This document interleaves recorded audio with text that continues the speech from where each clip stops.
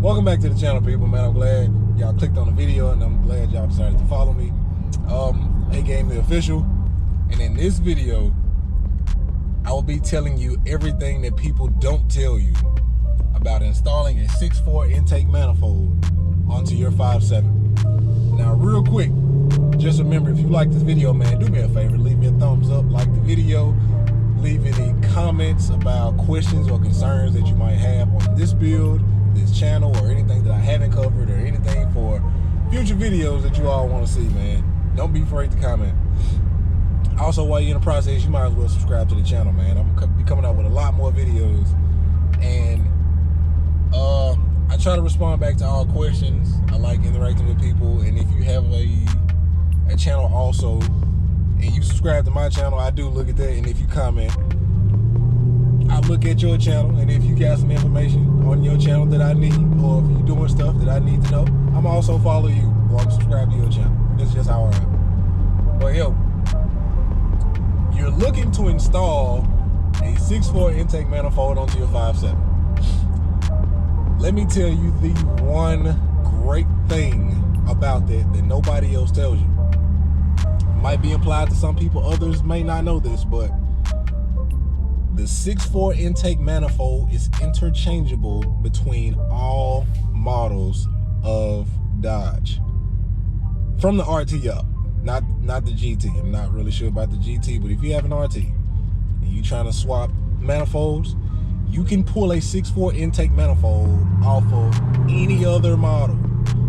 Jeep SRT, 392, Scat Pack, the Durango 392,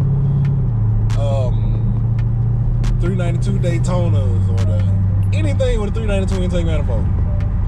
You can pretty much pull the top off of that and strap it onto your 5.7. That's the one great thing about this. Now, this is where you should be wary. Of course, with installing a 6.4 intake manifold, you will need a new intake. You can create one, like a makeshift intake from your old 5.7, but you're gonna have to cut tubing. The only thing about that is your intake air temp sensor is not going to be in the right spot it needs to be in, or you're going to have to extend that wire to reach where it needs to reach. Now, you cannot put the 6.4 intake into the 5.7, especially between models. If, from my experience, because I said this in my last video, I pulled my 6.4 intake manifold off of a 2019 Scat Pack. His intake would not fit in the area where my intake would fit. So I had to use my stock air box and make some hose, or use factory hoses, and I had to cut them and piece them together in order to get the intake sensor and the right tubing to go into my intake air box. It wasn't fun. So, just in case it escapes you somehow whenever you're swapping out your intake manifolds, you will need to buy another intake, please. Now, also dealing with the intake manifold, the fuel line that runs on the driver's side of the 5.7 manifold, there's a bracket that holds the fuel line up and away from the intake manifold on the 5.7. It will not fit the 6.4. No big deal. That is nothing to worry about. This is what you should worry about. The map sensor from your 5.7 may or may not fit the 6.4. And I'm kind of, when I say fit, I don't mean that it won't go in there, because it's the same pieces. It'll go in it. But as I stated in my video, on my 5.7, my Durango, my map sensor, you push it in, you twist it, and it locks.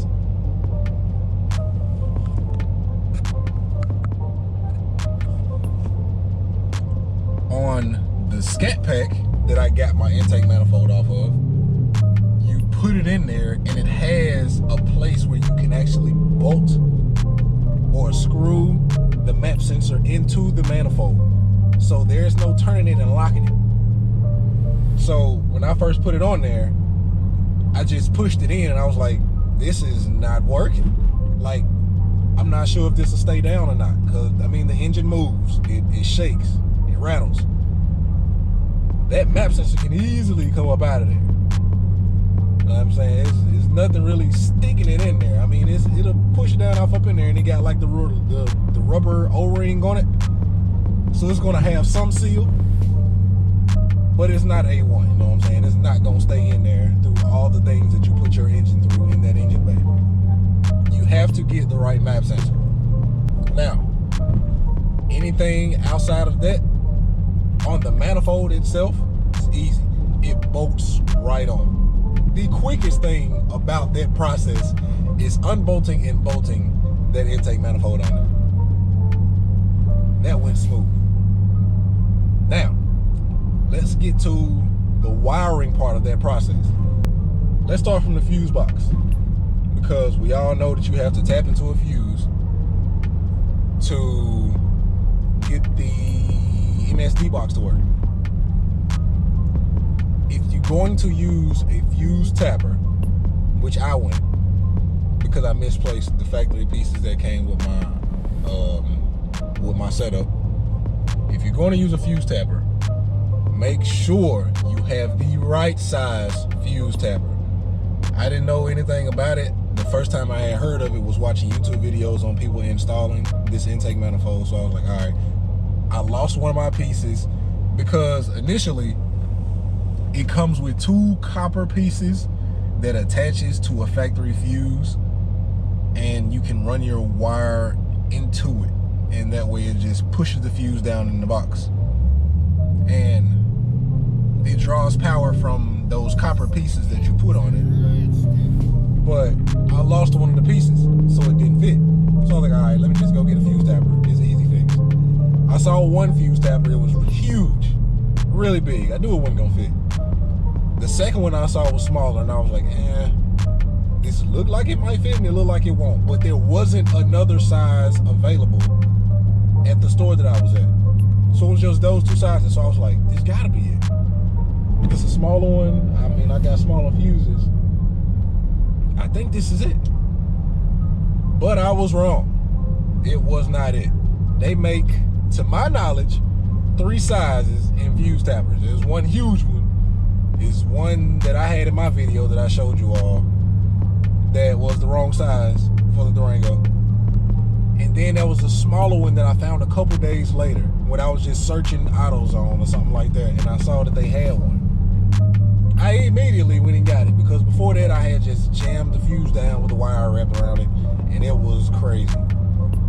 I was scared I was gonna blow something up. So make sure you have the right size fuse tapper. Also, if you pull a fuse, make sure you put that fuse back in the exact, like, not place, but the exact way that you pulled it out. So we're facing, it got numbers on it. It either be facing upside down or right side up. Make sure you put that fuse back into its place, right side up or upside down, whatever way you pulled it out, because I found out that there is a high side and a low side to a fuse, and you can put it in wrong.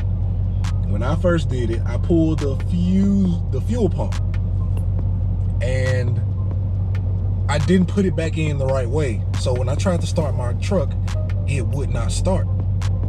It just wouldn't turn over, and it scared the living shit out of me, because I knew I had effed something up. And without even thinking about it, I pulled it out and I looked at it and I flipped it the right way and I put it back in and it started. And I was like, all right, cool. I don't know what was up with that, but it works now. And it wasn't until like the day after when I looked at a video on it that somebody told me that I had to put that back in the exact same place, the exact same way that I pulled it, because it will not function properly if you mix the high side and the low side of the fuse, which blew my mind because to me it's just a freaking fuse. It don't even look like it's different from left to right, or either side is different. So make sure you do that. If you have a problem with this install and you're doing it now, and for some reason that fuse is not working, just flip it. That might be the problem. All right, now another thing with the wiring is the circuit boss. There's a lot of wires that go to this, by the way. But you have to mount the circuit boss. I tried to mount my circuit boss to the strut housing. That did not go well. I think the first time I tried to mount it, I broke, what did I break? I think I broke the screw. Yeah, I broke the screw off in it. I can't tell if this light is red or green. The sun is shining like directly on this light. Whatever. Okay. All right. I broke my screw at the top of the strut housing. That's also in my video if you want to go back and look at it. I tried to push it a little further back, and I tried to drill with a drill bit to try to get in it. I broke the bit. The strut housing up top is not a great place to do that because it is some tough metal. Like, it's thick. Some people can get it on the side. I didn't have an angler drill or whatever the fuck you want to call it. I didn't have one of those drills to get to that angle. So of course the first place I tried was up top. It does not work up top. Do not mount your circuit boss up top unless you got a hellified drill to do it. If you can, mount it on that side wall, or mount it where I mounted mine, which was on the left side of the strut housing. It was more like towards the fender wall, I think. Yeah, that's where I mounted mine. But a lot of people mount theirs in a lot of different places. That's just one place you shouldn't mount it, because I couldn't get mine there. I think when I watched Team Mopar, Midnight Dodge Durango, I think he mounted his on the strut housing. That's why I tried it. So you steered me wrong, bro. But yeah, find a good place to mount that. With the wiring, you're going to have to splice and cut a lot. If you do not feel comfortable soldering, get heat shrinks. Not heat shrinks. Get crimps with heat shrinkable capabilities. There you go. That's the easiest way to do it, man. You strip it, you twist it, you put it in there, you crimp them together, you use a lighter or a torch or something, and you melt the plastic around it, and you shrink it. That's a great way to do it. That's how I did mine. Also on some of it, before I did that, I bought like a soldering kit, and it came with that wire that you solder with. I used that, and we used a torch. I mean, you just gotta apply the wire to, the little copper wire to the factory wires, and I'm running this light. Yeah. You apply it to the wires, and you use a torch to melt it on there so it'll mix. You know what I'm saying? I'm not a soldering expert, but that's how I did half of it, and the other half I just crimped it and heat shrunk it. But, and also with the wires, man, there is a couple of hidden costs, like the tubing that has to go around it. Like I said, if you don't know how to solder, or if you don't have a solder, you have to buy a solder or something to crimp stuff together with. What else hidden costs I had? The fuse tapper. I'll get into hidden costs later. So that's it for the manifold and the wires themselves.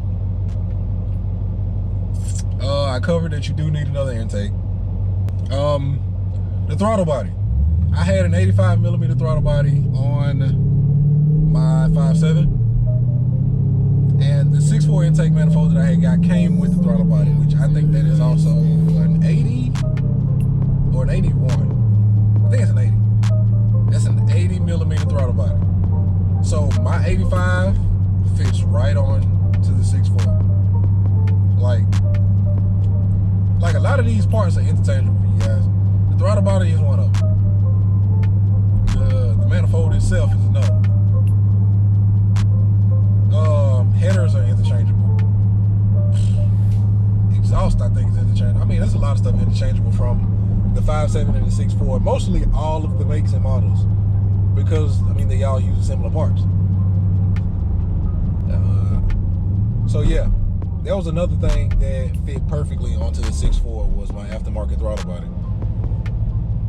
But I forgot to tell you, with the fuse tabber, the safest ones to use or to tap into your fuses are the cigar lighter, and I would say the fuel pump, because somebody else used it and that's what I tried and it worked.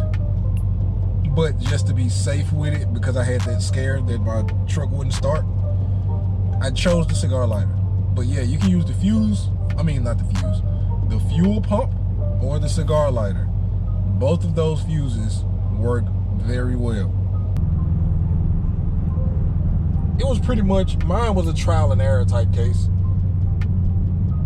I thought I had all the materials. Turns out I didn't have them all, and the job took way longer than expected. So please make sure you have everything you need before you start this job, or you will be running back and forth to AutoZone, Advanced Auto Parts, O'Reilly's, any auto parts store that you got in your local vicinity. Them motherfuckers gonna get tired of seeing you. But make sure you have everything you need before you start this job.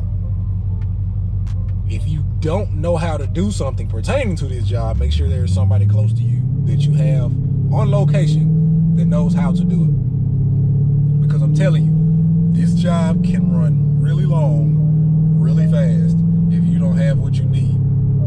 And if you don't have the manpower that you need, if you don't have the skills necessary, this junk will take a while. But I think I covered everything.